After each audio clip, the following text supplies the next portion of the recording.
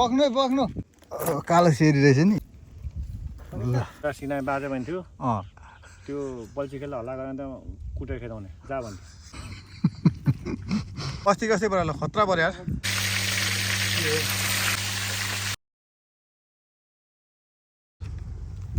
Hello नमस्ते यहाँलाई फेरि पनि स्वागत छ मेरो ब्लगमा। आज हामी चाहिँ समुद्रमा फिसिङ गर्न आएका छौँ। यहाँ हाम्रो अङ्कल, यता मामा, ल यहाँ हाम्रो दाजुभाइ बल्छी बनाउँदै हुन्छ। चाहिँ कत्रो बोट आइरहेको छ हाम्रो। हामीले यहाँनिर चाहिँ बल्छी ढुक्का दिइरहेछौँ। यो चाहिँ मालवाहक सिप। हाम्रो दाजुभाइले चाहिँ सरर हान्दै हुन्छ है ल बल्छी।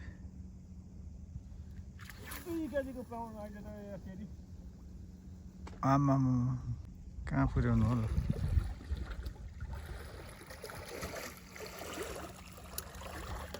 अलिक बेला भएको छैन नि माछा पर्ने। टाइम भएको छैन कि यस्तो त माछा चल्दै यही आउँछ के हुन्छ केही छैन त्यो त अब ठुलो माछा। ओ ओ ओ हल्लाउँदैछ है दाजुभाइ, पर झड्का हान्यो। ओ हल्लाउनु त हल्लाइरहेछ हल्का। पऱ्यो पऱ्यो एउटा सुत्ता आयो। पक्नु है पक्नु। बोन्की भयो बोन्की। मामा प्लास्टिक। ल सुरु। एउटा बल्ल बल्ल एउटा बोन्की भएको छ। झड्का त हानिरहेको थियो बल्ल एउटा पर्यो। कालो सेरी रहेछ नि। ल ए मामा ल एउटा बोन्की भयो। माछाको तरङ्ग पानीको तरङ्ग आवाज जान्छ कि त्यो हल्ला नगर भन्छ नि बल्छी खेल्दाखेरि। एउटा सिनाइ बाजे भन्थ्यो त्यो बल्छी खेल्दा हल्ला गरेर त कुटेर खेदाउने जा भन्थ्यो। हल्ला गर्नु हुँदैन कसले सुन्छ अरे क्या माछाले। यता सिकारीको नाति पद छोरा त्यो नाति यता पत्ते नभए पर्ने छ। तपाईँ चाहिँ सिकारीको? म त नाति हो नि। बाजे सम्झी र सम्झी अनि खतरा पार्टनर हो नि सिकार खेल्ने। मजा गरेको नि पुरै सिकारी हो। अयो यसरी हाँसे चाहिँ हुन्छ त। म त आफै सिकारी हो नि। उता झोडी फान्ने उता फेरि त्यसो गर्नु हुँदैन त। माछा मार्दाखेरि माछा मार्दाखेरि तिनजना माछा मार्नु आउँदैन। तिनजना पराउने एकजना अघि दुईजना पछि गरेर आउँछ। अनि अस्ति हामी तिनैजना आएको त होइन काका? झन् धेरै परेको। हामी दुईजना पछि अगाडि आएको तपाईँ पछि आएको होइन। ए त्यहाँदेखि उयो गरेर गाडी दिँदा बनाउनु हामी दुईजना काका आउँछ आएको नि त पहिला। तिन टाउकेमा हाम्रो तिन टाउके पऱ्यो भने हामी बल्छी खेला गरेर एउटालाई जा भन्नु बक त काम छैन। अलिकति मुन्नुम हुन्छ बिग्रियो हुन्छ अन्त है साँच्चै त्यसमा नाम माछै पर्दैन। त्यो अघि आउँछु भन्दै म नआइजाउँ। तपाईँले त बङ्गो लिएर पकाएर खानु हुँदैन। यता चाहिँ के भन्नु मेरो नि फाइदै भइरहेछ।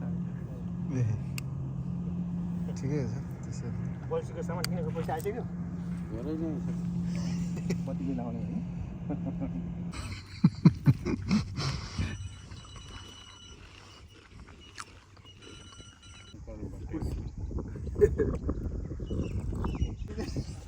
कति केजी छ लुगा? खै 1 केजी 1.5 केजी होला। ल बधाई छ ल। 1 केजी बढी छ। अस्ति कस्तै पऱ्यो ल खतरा पऱ्यो यार। हाम्रो काकाले यहाँनिर माछा निकाल्दै हुन्छ।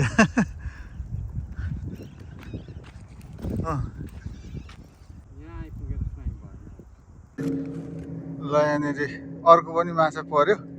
हाम्रो काकाले पार्नु हो यो चाहिँ। ल ठिक छ ल। हेलो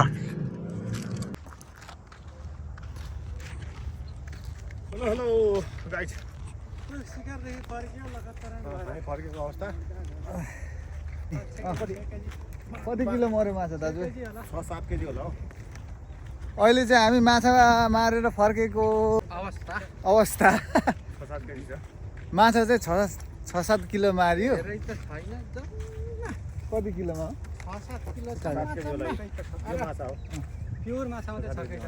ल अब धेरै धेरै धन्यवाद हाम्रो जलदेउतालाई। अब गएर चट्ट फ्राई अनि के अरे फ्राई र सुप जाडोमा म चाहिँ फाक्सा खाने हो माछा फाक्सामा आएको 6-7 हुने भयो हामी चाहिँ व्यवस्थित तरिकाले आएको थियौँ। आज मौसमले नि साथ दिएको है। हावा चलेन नि मेन कुरो। टिप्लिङ पार्ने ठुलो सपना थियो मेन चिखारीको त्यो पनि पर्यो धेरै होइन 2.5 किलो टिप्लिङ त तपाईँको त एउटा न एउटा त पर्ने हो जहिले हो। हामी जाँदैछौँ रुमतिर।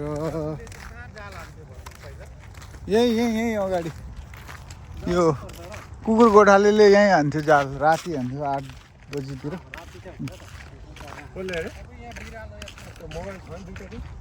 कुकुर गोठाले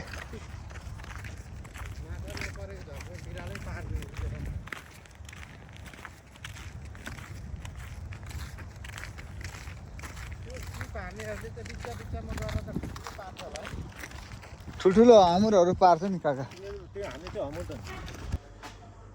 ल यहाँ माछा चाहिँ दाजुभाइले सबै पखालेर केलाएर रेडी बनाउनु भएको छ। अब म चाहिँ यसलाई काटकुट गरेर म्यारिनेट गरेर तारेर ग्रेभी सुप अनि तारेर पनि खाने।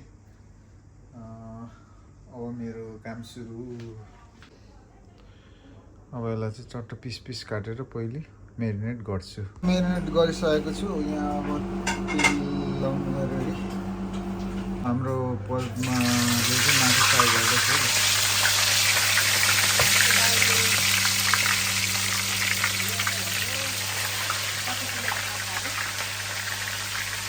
डेढ किलोको थियो होला एउटा दुईवटा चाहिँ, अरू चाहिँ सानो हो।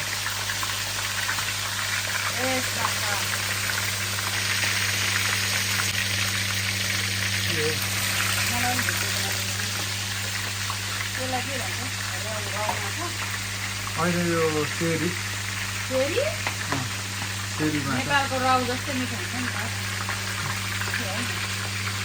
सेरी अनि टिबिलिङ हो एउटा चाहिँ। अर्को ठुलो चाहिँ टिबिलिङ एउटा सेरी पारेको।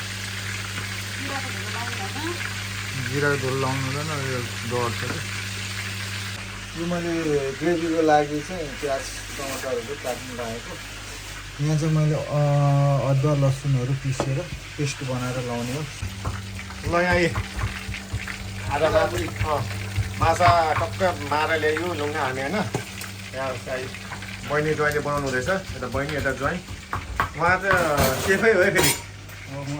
उहाँ कुकको सेफै हो। अनि उहाँले यस्तो एउटा बहिनीले राम्रै बनाउनुहुन्छ। यो बुढाबुढीको माया प्रेम भनेको यतिको हुनु पऱ्यो कि। अर्ग्यानिक पारेको मरमसला भन्दा सबै फेरि गाउँले पारेको मसला हाम्रो माछा यस्तो हुँदैछ है। त्यो सुप हो।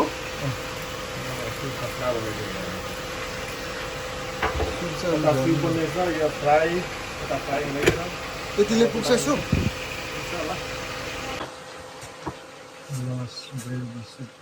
माछा पनि लगाइसकेको छु। यो चाहिँ फ्राई खानुको लागि।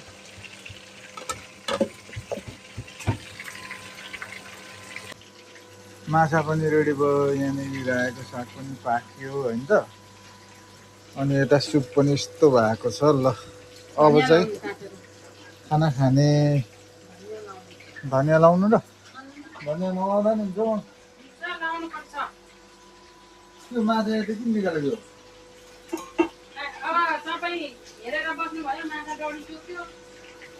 पाएको छैन यो राम्रो।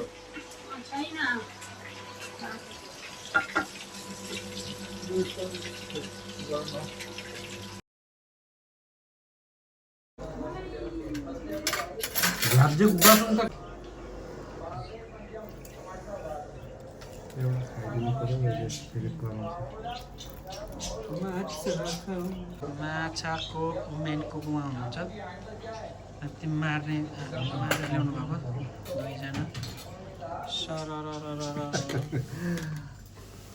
अझै डाडु डाडु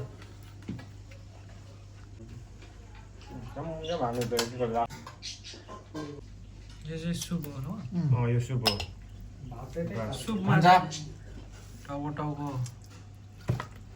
एकछिन राखौँ न ल लु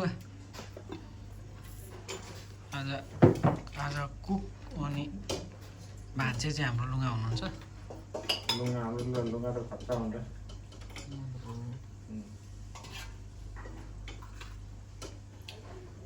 त्यसलाई फर्सी परेन पर्छ होइन ठिकै खान्न तपाईँहरू ल हामी चाहिँ यहाँ खाना खानु सुरु गर्दैछौँ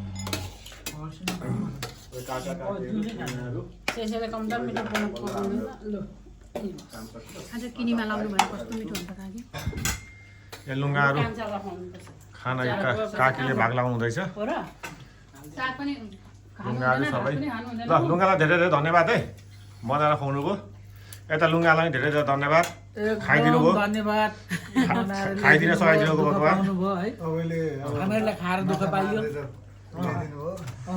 यता खान पाइयो सर काकालाई पनि धेरै धेरै धन्यवाद म्यानेजमेन्टको लागि बनिलाई पनि धन्यवाद रायोको सागको लागि काकीलाई धन्यवाद एभ्रिथिङको लागि तपाईँलाई धन्यवाद मेन चाहिँ यता फेरि सबै यो अर्गनाइज गर्ने हाम्रो काकीको सबै हो यहाँको सबै जति पनि अर्गनाइज छ हाम्रो काकीले गर्नुभएको यसको आज काकीको छुट्टीको दिन